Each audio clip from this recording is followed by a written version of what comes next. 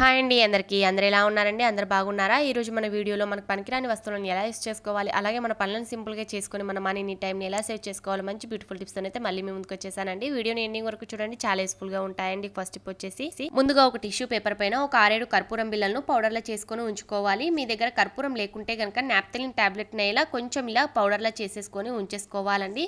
ఈ టిప్ అయితే చాలా బాగా వర్క్ అవుతుందండి. తర్వాత కొంచెం పసుపును వేసుకోండి. తర్వాత మనం డైలీ యూజ్ చేసే ఫేస్ పౌడర్ ఉంటుంది కదండి, మీరు ఏ ఫేస్ పౌడర్ యూజ్ చేస్తారో ఆ ఫేస్ పౌడర్ని అయితే వేసేసుకొని మూడింటిని చక్కగా మిక్స్ చేసుకోవాలి.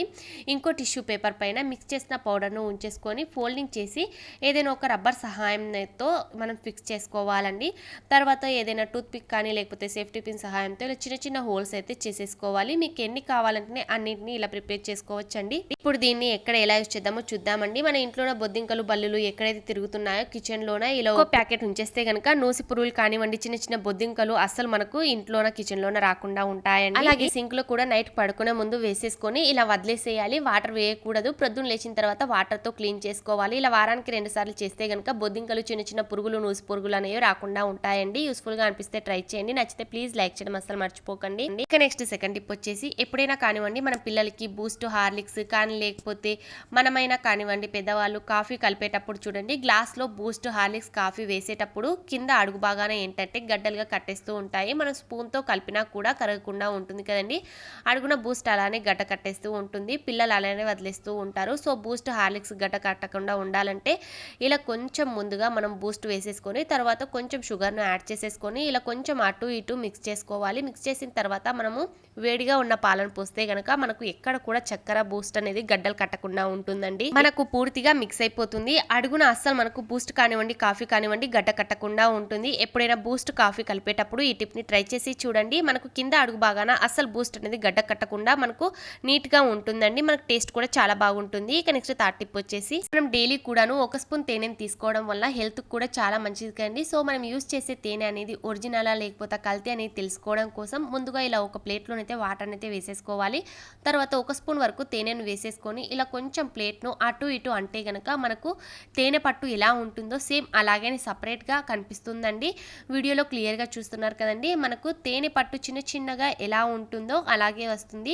ఇలా మనకు తేనె పట్టులా కనిపిస్తే గనక ఇది మనకు న్యాచురల్ తేనె అని మనం అర్థం చేసుకోవాలండి. ఇప్పుడైనా బయట తేనె అమ్ముతే గనక తప్పకుండా ఈ టిప్ ని ట్రై చేసి చూడండి. యూస్ఫుల్ గా అనిపిస్తే ట్రై చేయండి. నచ్చితే లైక్ చేయడం అసలు మర్చిపోకండి. మార్కెట్ నుండి తెచ్చిన పప్పులు కానీ పల్లీలు కానీ బాక్స్ లో స్టోర్ చేసి పెట్టినా కూడా ఈ వర్షాకాలంలో పురుగు అనేది పట్టేస్తూ ఉంటుంది. అంటే లక్క పురుగులు పట్టేస్తూ ఉంటాయి. సో పురుగు పట్టకుండా ఉండాలంటే ఇలా వెల్లుల్లి ఒలిచిన తర్వాత వెల్లుల్లి కాడ అనేది పడేస్తూ ఉంటాం కదండి. అలా పడేయకుండా ఇలా పప్పుల డబ్బాలో కానీ పల్లీల డబ్బాలో మనము ఈ వెల్లుల్లి కాడని ఉంచితే గనక మనకు అస్సలు పురుగు పట్టకుండా ఉంటుందండి. ఒకవేళ వెల్లుల్లి కాడ లేకుంటే గనక ఇలా ఒక 2-4 వెల్లుల్లి రెబ్బలు వేసినా కూడా మనకు అస్సలు పురుగు పట్టకుండా ఉంటుందండి. యూస్ఫుల్గా అనిపిస్తే ట్రై చేయండి. నచ్చితే ప్లీజ్ లైక్ చేయడం అస్సలు మర్చిపోకండి. మనకు పురుగు అనేది అస్సలు పట్టకుండా ఉంటుంది. ఇక నెక్స్ట్ ఫోర్త్ టిప్ వచ్చేసి మనం డైలీ కూడా ఆయిల్ను ఏంటంటే కర్రీస్లో కానివ్వండి డీప్ ఫ్రై చేసేటప్పుడు ఆయిల్ను యూజ్ చేస్తూ ఉంటాము. కానీ ఎప్పుడైనా ఆయిల్ తెచ్చిన తర్వాత ఇలా ఒక్కసారి ట్రై చేసి చూసారా అండి, ఏంటంటే మనకు ఆయిల్లో కూడా కల్తీ అనేది ఉంటుంది. మనం ఆయిల్ పట్టించిన ఆయిల్ కానివ్వండి లేకపోతే బయట నుంచి తెచ్చిన ఆయిల్ ఒరిజినలా లేకపోతే కల్తీ అని తెలుసుకోవాలంటే ఇలా ఒక 2 వెల్లుల్లి రెబ్బలను అయితే పొట్టు తీసేసుకోవాలి. తీసుకున్న తర్వాత ఈ మధ్యన ఏంటంటే అంత కల్తీనే ఉంటుంది కాబట్టి మనం దగ్గరుండి పట్టించుకొని తింటే మన హెల్త్కి కూడా మంచిదండి. ఇలా వెల్లుల్లి రెబ్బల్ని ఆయిల్లో 2 గంటల పాటు ఉంచేసుకోవాలి. 2 గంటల తర్వాత చూస్తే కనుక మనకు వెల్లుల్లి రెబ్బల యొక్క కలర్ చేంజ్ అవ్వలేదు అంటే ఆయిల్ ఒరిజినల్ ఆయిల్ అని అనుకోవాలండి. ఒకవేళ కలర్ చేంజ్ అయితే కనుక మనకు ఈ ఆయిల్ అనేది కల్తీ అని మనం అర్థం చేసుకోవాలండి. ఇక్కడనైతే నాకు అస్సలు కలర్ అనేది చేంజ్ కాలేదు అంటే ఇక్కడ నేను యూజ్ చేసే ఆయిల్ అనేది ఒరిజినల్ ఆయిల్ అని అర్థం చేసుకోవాలండి. ఇక నెక్స్ట్ ఫిఫ్త్ టిప్ వచ్చేసి ఎప్పుడైనా కానివ్వండి ఇంట్లోకి కొత్తగా సిలిండర్ తెచ్చిన తర్వాత మనం తప్పకుండా కొన్ని జాగ్రత్తలు అయితే తీసుకోవడం చాలా అవసరం అండి. ఇక్కడ చూడండి D28 అని రాసి ఉంది కదా, అంటే ABCD అని ఇక్కడ 4 అయితే ఉంటాయండి. ఏ అంటే ఏంటంటే జనవరి, ఫిబ్రవరి, మార్చ్ అని, B అంటే ఏప్రిల్, మే, జూన్ అని, C అంటే జూలై, ఆగస్టు, సెప్టెంబర్ అని, D అంటే అక్టోబర్, నవంబర్, డిసెంబర్ అని. సో ఇక్కడ నాకైతే D28 అని రాసి ఉంది కాబట్టి ఈ సిలిండర్ మనకు డిసెంబర్ 2020 2028లో మనకు ఎక్స్పైర్ అవుతుందని అర్థం చేసుకోవాలండి. సో ఎప్పుడైనా గ్యాస్ సిలిండర్ కొత్తది ఇంటికి తీసుకొచ్చిన తర్వాత తప్పకుండా ఈ ఎక్స్పైర్ అయిన డేట్ అయితే చెక్ చేసి తీసుకోండి. సిలిండర్తో మనం ఇంకో టిప్ను కూడా తెలుసుకుందామండి. మనం డైలీ సిలిండర్ని యూస్ చేస్తూ ఉంటాము. సో మనం సిలిండర్ ఎక్కడ పెడతామో అక్కడ మనకు సిలిండర్ యొక్క తుప్పు మరకలు అనేది పడిపోతూ ఉంటుంది. మనకు చూడ్డానికి కూడా అంత బాగోదు కదండి. సో ఈజీగా సిలిండర్ తుప్పు మరకలు ఎలా క్లీన్ చేద్దామో చూద్దామండి. ముందుగా మనము యూజ్ చేసిన టీ పొడిని, అంటే మనము టీ వడపోసిన తర్వాత టీ పౌడర్ని పడిస్తూ ఉంటాం కదండి. అలా టీ పౌడర్ని పడేయకుండా మనకి ఎక్కడైతే తుప్పు మరక ఉందో గ్యాస్ సిలిండర్ యొక్క తుప్పు మరక అక్కడ చక్కగా అప్లై చేసేసుకోవాలి. ఇలా చక్కగా అప్లై చేసుకున్న తర్వాత కొంచెం షాంపూను వేసేసుకోవాలి. తర్వాత కొంచెం ఉప్పును కూడా వేసేసుకోవాలి. తర్వాత ఇలా స్టీల్ స్క్రబ్బర్తో రబ్ చేసుకోవాలండి. ఇలా రబ్ చేయడం వల్ల మనకు చాలా వరకు తుప్పు మరక అనేది క్లీన్ అవుతుందండి. వీడియోలోనైతే క్లియర్గా చూస్తున్నారు కదండి. ఇక్కడ మనము ఉప్పును వేయటం వలన మనకు చక్కగా స్క్రబ్బర్లా పనిచేస్తుంది కాబట్టి ఈజీగా క్లీన్ అయిపోతుందండి.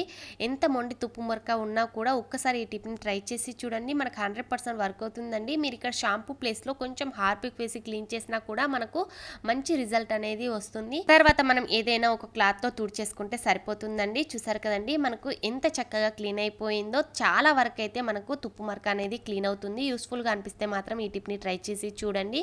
నెక్స్ట్ 7th టిప్ వచ్చేసి ముందుగా ఇలా ఒక గరిటెను తీసేసుకోవాలి. ఇందులో కొంచెం కోకోనట్ ఆయిల్ని అయితే వేసుకోవాలి. మీ దగ్గర ఆముదం నూనె ఉన్నా కూడా వేసుకోవచ్చు. కానీ ఇక్కడ కోకోనట్ ఆయిల్ అందరి ఇంట్లోనే అవైలబుల్గా ఉంటుంది కాబట్టి నేను ఇక్కడ కోకోనట్ ఆయిల్ని చూపిస్తున్నాను.